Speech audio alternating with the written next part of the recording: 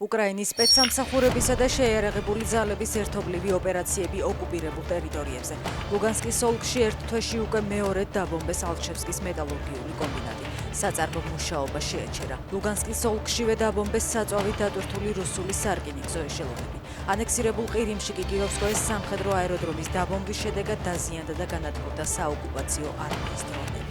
48 საათი დარჩა სანამ მათ თავს ნამდვილი ჯოჯოხეთი დაატყდებათ.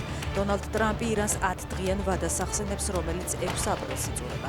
ჰორმუზის სრუტის გასახსნელად და შეთანხმების დასადებად ამერიკის პრეზიდენტმა თეირანს ულტიმატუმი 26 მარტს წაუყენა. ირანის სამხედრო ხელმძღვანელობამ მაშინ ამ მუქარას მუქარითვე უპასუხა.